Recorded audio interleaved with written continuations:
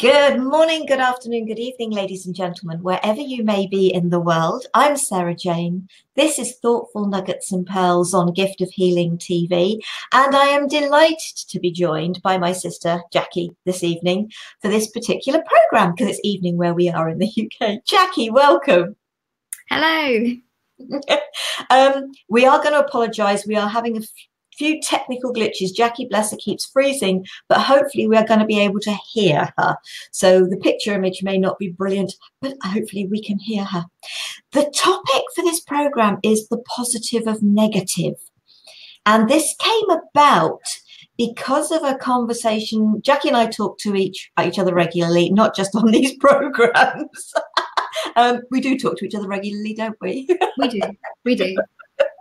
And we actually use each other as sounding boards quite a bit, and we're able to sort of use each other. I don't like using that word, but it's the best way of putting it, as venting and ranting and being able to get things out of our system, which is then, and there was something going on, wasn't there? And we're not going to go into what it was, but you were sort of, you'd had a little vent, rant, whatever you want to call it, and you may wish to call it something else, about something. And you then apologized to me for being so negative. And I turned around and said, but actually, no, because by actually being able to let it out, it was actually much more of a positive than holding it in. Jackie, pass your comments. So, yeah, I think for me, I think rant and venting probably are not the words that I would use. It's like, you know, when something in life really happens and it really frustrates the heck out of you. And for me, this thing had just been going on and was really frustrating me. And I'm actually not the type of person who gets, or not nowadays, I used to be, come on, let's be honest. Nowadays, I'm not so much the type of person who really lets things get me to the point of frustration, because actually I'm like, oh, it's okay, that's happening, and I'm learning this and I'm learning that, da, da, da, da. But this was really eating away at me and actually taking up time, stopping me from sleeping, and having quite a negative impact. So my conversations with Sarah had known it had been going on for a number of weeks, and she sort of asked me the question about it, and I went blah blah blah blah blah, and then I went, oh, I'm so sorry, that just sounds so negative, because actually I don't like passing that on to other people either. I don't like spreading the energy of that negative stuff. But this is where, being sisters, we can say things and we actually know sort of that much more, and we can. And I say with me, Sarah can say anything she wants. In fact, anybody can, because I've got such a poor memory that the fantastic thing is people can say whatever they want and I can forget. And actually, that's what it's like with me in daily life, is I can put things behind me really quickly because I forget. But on this, it was just eating away at me and I needed to do it. And Sarah said to me, hang on, when I apologized for being negative, she went, hang on. So Sarah, now you take over, because that really was quite a turning point. I'm trying to remember what I said. I just remember that I thought, oh, this is brilliant for a program, because I didn't see it as being a negative. I just saw it as being you being able to express yourself. So let's use the word express yourself rather than vent, rant, frustration, whatever. You being able to express how it was making you feel, what was going on, but it helped you. I felt it really helped you to be able to say what you needed to say. And I felt that there was actually a huge positive to it. And I know that things have resolved themselves since, which is even better. Yeah. But you know, and isn't there this thing? It's when it's that sort of like husband and wife, girlfriend, boyfriend, whatever, and the lady comes home from work or whatever and starts having a little bit of go about what's been going on in their day, and the men's reaction is they want to try and fix it for you. And it's not a matter of we don't want anybody to fix it for us. We just want to be able to talk about it so that we can get it out of our system Yeah. We don't necessarily need anybody turning around to us and saying, have you tried this? Have you tried that? You should say this. You should say that. It's just that positive of almost of a letting go of being able to, so that having and if we can speak something out loud, we can put a different perspective on things. And I know we've shared about perspective. Yeah, exactly. And I think that that's truly what, for me, within that, and I think this is just an example of the positive within the negative, is actually sometimes so I talked through and sort of like went blah, blah, blah, blah, about the frustration, and Sarah just listened and picked me up on it when I apologized. And I think it was actually very good of Sarah to have picked me up when I went, oh God, I'm so sorry. Because just that process, Sarah said, you know, the perception of something and everything else. But actually, whereas when everything was just in my mind and not being spoken out loud, it was actually absolutely huge. But once it was spoken out loud, it made it a little bit more real, but it also made me see some more practical ways of handling it, dealing with it. In fact, a thought that came to mind just then is my oldest granddaughter, when she used to come and stay with me, we read this amazing book called The Huge Bag of Worries. And the beautiful story within it, so it was a little girl who just had all these worries, and it seemed to be heavier and heavier, and she couldn't hide it under the bed, and she couldn't, everywhere she went it was there, and even the dog sort of played with it a bit, you know. And then one day somebody asked her, you know, what was the matter, and the little girl said, you know, it was too scary to open it, but the lady said, I'll be with you while you open it. And so the little girl opened it, and when the worries were out in the light of day, a whole load of them disappeared anyway, because they weren't anything. A whole load of them were realised that actually they were somebody else's worry and issue, and it just, and I think that's very much what it was. And I think I pride myself actually in being a pretty positive person, and I prefer living life in that way. And I hadn't enjoyed a situation that was coming from another angle in my life that actually I had very little control. Well, actually, I had all the control over, in all honesty. Let's be honest, I had a phone call with somebody last night, and they went, Jackie, I don't know how you did it for so long. And I was just like, I'd have told you to stop ages ago. And it was like, oh, actually, yeah, I did. Because I was trying to remain positive, I was actually holding on to something that should have been let go of. And it was just, so it was a really interesting situation. And I think Sarah brought up just that one comment of, you don't have to say sorry. And in that, and the sorry was not because I'd done anything to anybody else. I didn't have to say sorry for sharing it with Sarah. Yeah. So I think there's that element of permission to share. But so many people take things that you're being negative if you share something that is a negative story, when actually you're not being negative, you're just sharing. Does that make sense, Sarah? Oh, it makes huge sense, because, okay, I've put a little note, obviously, to do with the program. Negative feelings can be positive if you become aware of them. Yeah. Because when you can become aware of them, then you can say, you can really look at them. You listen to them. And when you speak things out loud, then you can listen to them, explore them. All right, why is this the way it is? You know, deal with them, and with everything that you were going through at that time, with what most of us, you know, anything that we're going through, it's not a matter of, I'll put that on the back burner. If you don't deal with it, it's going to sit there.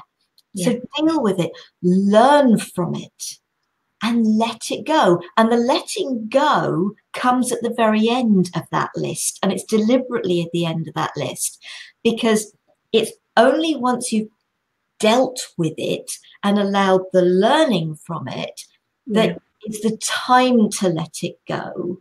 So does that list again make sense? It's to do with the feelings that whatever it is brings about. And we all have this, because there are times when there's stuff going on with me and I will say things to you, and we bounce things off each other. Yeah. And this is great because we have each other we can do that with. But does that, become aware, listen, explore, deal, learn, and let go? Yeah. See, the one in there, the dealing with it, in my mind, may be that the act of dealing with it is actually saying, this is nothing to do with me. This is somebody else's issue. Actually, the method of dealing with it is saying, this is nothing to do with me. This is nothing that I'm going to take on board on my back. This is your issue. And if you're wanting to create a drama out of it, then fine, go ahead. But I'm actually listening. I truly don't mean that in a bad way. I really don't. And I don't mean that in a heartless way or anything like that. I think and this is where words, and unless somebody knows what's inside me, inside my heart, inside my being, somebody could misinterpret what I've just said as me being a heartless, callous cow who is saying that I want somebody else, like you said, to listen to me, but when somebody else wants me to listen to them, that I won't. That isn't what I mean at all. I spent months, the last few months, with something and actually had put in my absolute all because I wanted the best for somebody else. And that was the thing. And it actually came to the point of, actually, this really isn't my bag. This isn't my bag of worries to be carrying. And it was only really at the point where I sort of truly sort of said, for goodness sake, I'm just like, and then Sarah saying I didn't have to apologize. And I thought, actually, no, that's the reality of it. This wasn't my issue in the first place. So I've got 3 grown-up children. Yeah, very grown-up children. And when they were teenagers, if they wanted something, they wouldn't just ask. They would often go about it by being stroppy little madams, sirs, whatever else, to guilt me into something. And the attention would be because they had done something wrong and they'd been petty or they'd been whatever and whatever else. And it's very frustrating. Anybody who's had children at that age and stage and done that, it's like, this was what it was like. And actually, every time I was giving attention to something that was negative, I was actually building the situation more and more. It came to the point of actually going, nope. And that was what that conversation did. So I learned a lot. I learned from it an enormous amount. And I think that others can, I think others can too. But it worried me if somebody feels like they haven't got somebody to talk to. And so my suggestion would be, write it down. Write down all those, whether it's venting, frustration, whatever it is, whatever word you want to use, write it down. And then pretend you're the person that you wish was listening to you and ask the questions that you would have wanted them to ask you. And then write down your answers. Because actually, quite often, if we think about it, we know what we'd like somebody else to ask us. We just don't give ourselves permission to ask those questions of ourselves. Just a suggestion. Well, the other suggestion is, because of the way that mobile phones and things are, not that I do these, but the ability to record things, do you know what? Make a video actually almost as if you're going to have that conversation. You're actually vocalizing it. You're having a conversation with somebody. You are sharing with somebody, and then listen to it. That could be another way. That's a really cool idea. I'd just say, please don't have it connected to Wi-Fi, and definitely don't have it so that it could be accidentally sent to the person that you're talking about, because that would be one of the biggest nightmares. I'm just be tech savvy, but actually a really good idea, and listen back to what you've said and see what you would be, what would you be asking yourself, and what do you think of it? What did you actually hear? Because often what we say and what we hear are totally different things. Oh, absolutely. And we'll be hearing what we've said, and we know what we've meant. Yeah. And there's a part of me that it's just having a conversation with yourself is really good. And you are able to then get it out. Yeah. I get that writing down is really good. But there's a part of me that says, I mean, I know I can record onto my computer and it hasn't got to go anywhere unless I post it to YouTube. So I know I can do that. I don't do the mobile thing, phone thing, which of course I potentially could find its way on too. And I know we're being very careful not to talk about what this is about, because it's really important that it's not known what it is about, because it was about the topic for this conversation to support people, and it really is a suggestion that both of us are making, and I actually like that idea of potentially listening back to yourself. It's great to have somebody else listening, but actually what you're just, to me, because you're not necessarily looking for an answer from anybody, it is just that ability to be able to share it. And when you listen back, what would be, and I'm going to use the word suggestion rather than advice. What would your suggestion be to somebody else? Because I remember when I was going through psychotherapy, and I was going to see the psychotherapist, and one of the things she said to me one day was, "Here, take my advice, I'm not using it," because that's what we all do all the time. And it really hit home, which is why I make suggestions. I haven't found myself in the need of doing the video, but while Jackie was talking about the writing down, because I'm very lucky, I've got Jackie I can have the shares with. But it makes sense when Jackie was talking about the writing down. It makes sense to me to actually be able to say it, to get it out.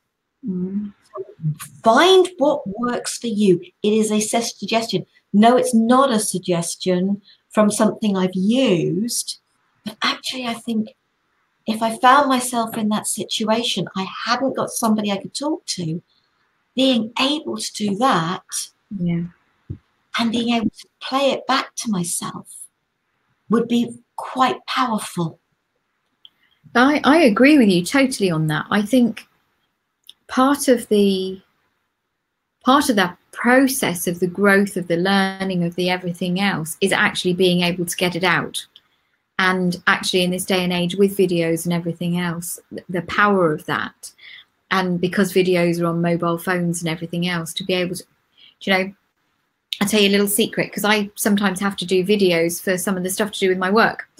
And I've got a magnetic case that holds into something. And I need to be able to video with my phone at a certain angle and everything else. I got a metal tin. In fact, it's a metal Bisto tin. And it's perfect. And I can magnetize my phone to the side of it in the right position, stand it on a table or on top of books or whatever else, so that I can get it lined up perfectly so it can do it. So I'm very creative, because sometimes people will go, well, I can't do that because I can't get the phone in the right thing, or I'm going to get arm ache, or I'm going to get whatever else. Honestly, there are some really cheap cheats that you can do to be able to do it. Because if you're like me, even if you're just doing it as a video for yourself, you might want it to be fairly perfect. Says she, who's here really scruffy this evening and everything else. I apologise. But issues with you keep freezing, but well, I know, maybe that's quite a good thing. As long as it's not freezing on all the wrinkles, and the bags under the eyes, then I'll be happy at that. I have to laugh at myself because if I don't, nobody else will. But no, I think it's about finding what feels right for you and getting to the point that you're comfortable. And also, if it's something that you wouldn't want somebody else to see later on, delete it once you've seen it and you've used it and whatever else, rather than leaving it there. As a female who's been in a difficult marriage and stuff like that, then there were definitely things that I would never have wanted to have been able to be seen because of the repercussions and stuff like that. So I think keep yourself safe, but do what's right for you and everything else. But keep yourself safe is a really critical one that I'd share. But Sarah, brilliant idea. Yeah, and there was a little saying I found: feel everything. Emotions are medicine.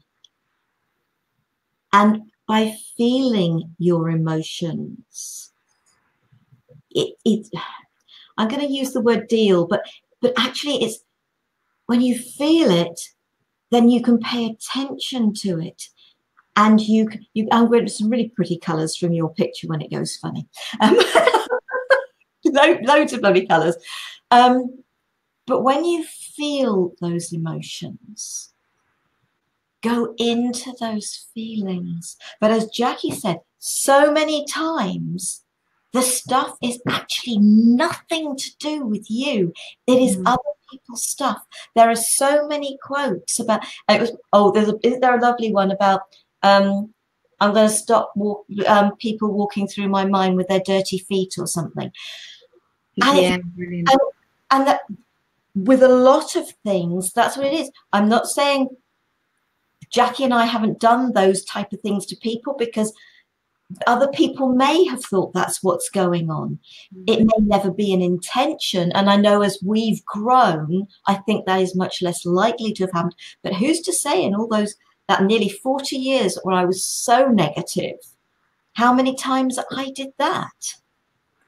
Well, we all do. I think it's part of the learning process and everything else. And I think it's about not beating ourselves up. We can't change something in our lives until we're aware of it. Yeah. And then it's about, if it's something that we need to change that actually creates better relationships with other people, we hope and we pray that they give us a chance to learn and to grow. But how often, I remember, and I hope you don't mind me sharing this story, a number of years ago, and it was quite a lot of years ago, we were at a family barbecue at Sarah's, Ross Gardens, and I was the naughty child. I was the one that got into trouble, that did all the different bits and pieces. I definitely gave my parents some of their grey hairs, very definitely. But as I grew older, it didn't matter what I did or who I was. The fact I was a mother of 3 children, and actually I was, the majority of the time, I was a pretty darn good mother, and I'm quite proud of that. I'm very proud of my children and who they are today. And I feel I played a part in that. I made mistakes, yeah.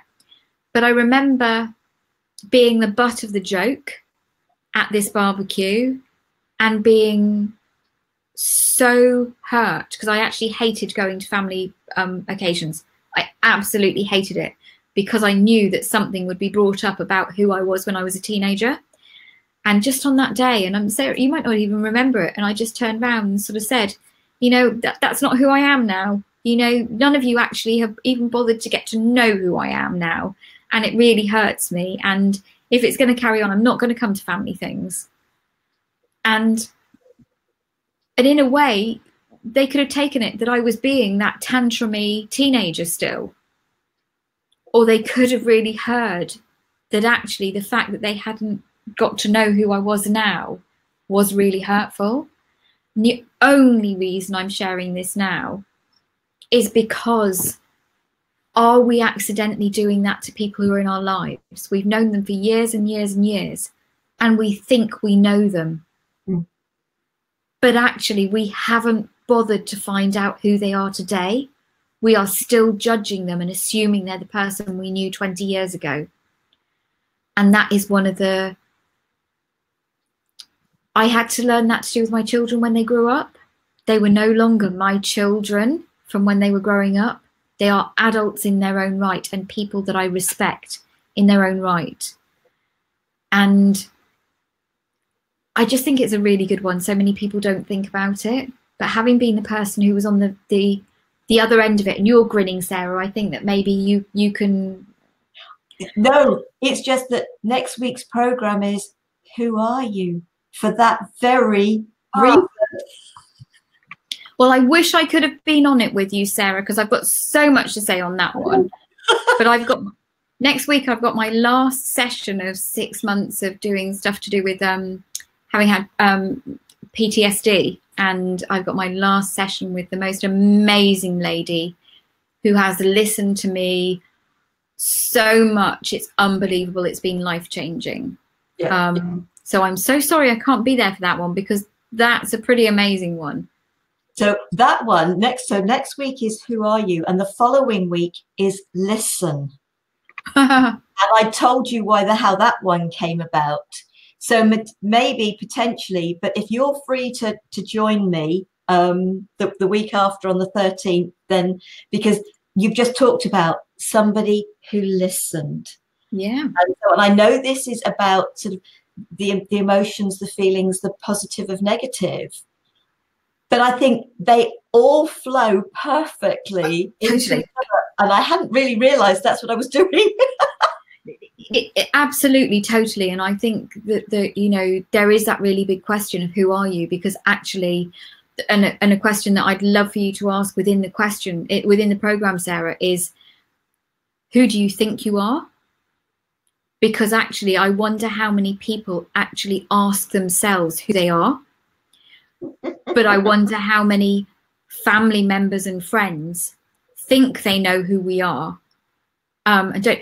God, I know our time is sort of like running out, but I watched an amazing program last night, The Making of Me, and it's to do with transgender and that change and everything else. And I've got a friend who was born Jason and is now Joanne. Amazing, and the bravery, absolutely phenomenal. But there was a gentleman there, and you know, he'd been in his business suits and his this, that, and the other. And then I can't remember the name of the lady he's become. And when you actually watched her and how she moved and how she smiled, from the difference to the person of when she was in the male role, wow, the difference was phenomenal. The confidence, the everything, and the whole works. So everybody, for all of his previous life, saw him as, but actually making such an outwardly strong change from male to female, people have really got to sit up and take notice. Mm. But when you've just changed because you've learnt, you've grown and everything else, there may be no outside change that people can see. So they've got to have listened and to have asked some questions to know that you're no longer the person you were when you were 16, 18. But I also think to me, it also came about. And again, this is, I think this all fits within the conversation for today. So I don't want to say too much, but I was thinking about a friend of ours, a whole group. So not family friend, but a friend of a part of a group of friends I've got. And bless him, he died. And what we did for the children, his children, they were adults, was a collage each of pictures with him in. But the person we knew was the person when we went dancing, clubbing, parties, fancy dress, all those type of things.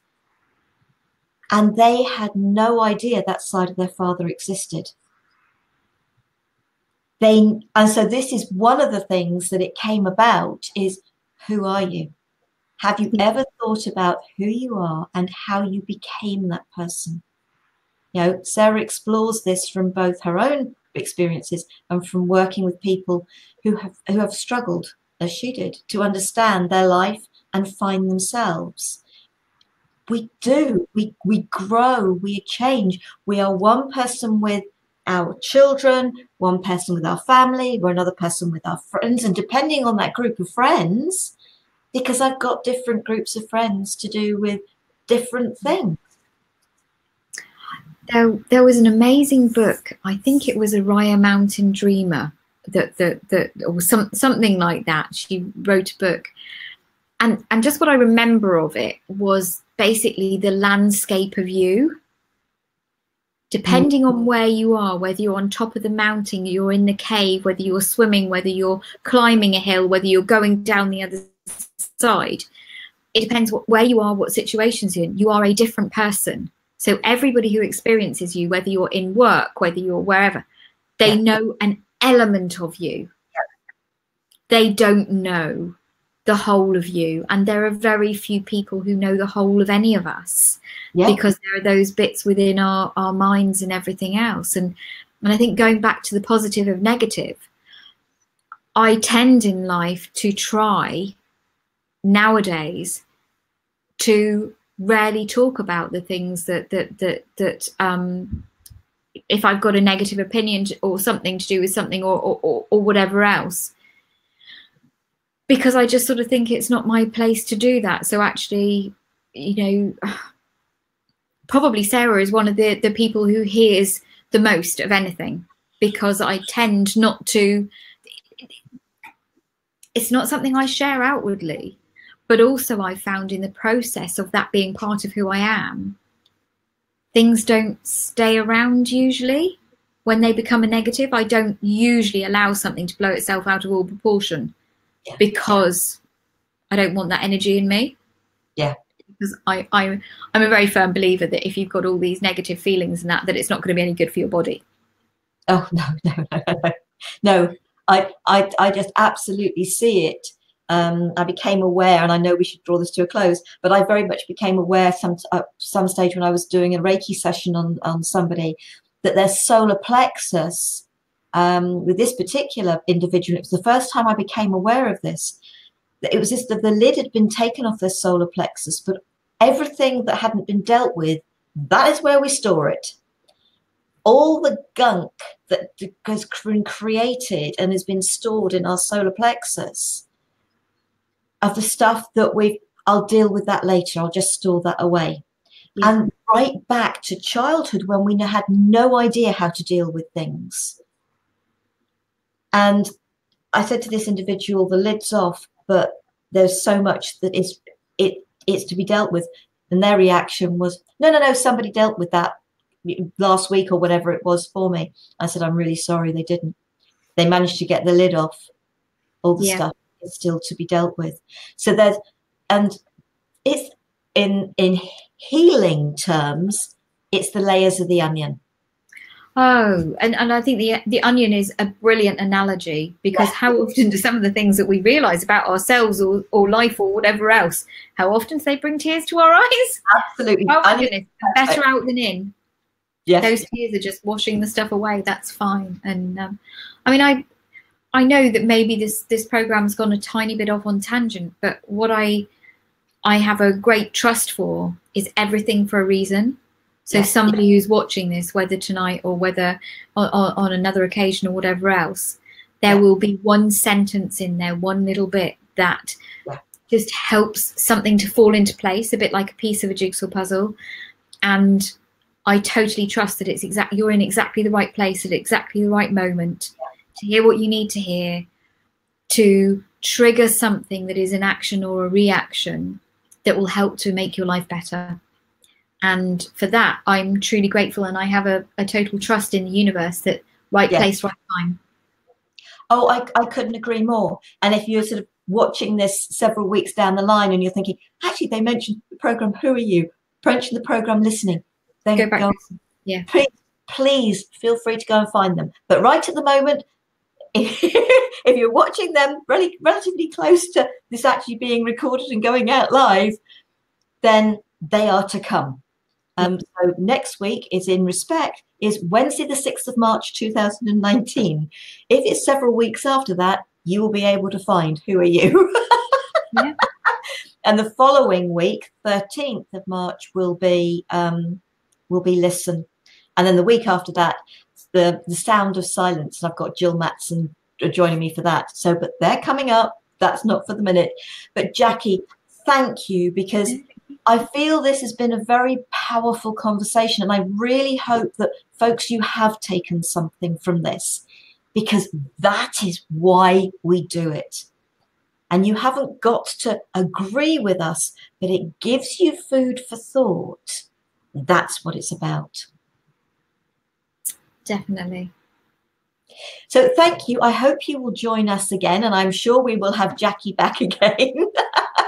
And in the meantime, have a brilliant week, and I hope you will join us next week. Thank you, Jackie. Thank you. Love, peace, and light to you all. Namaste. Namaste.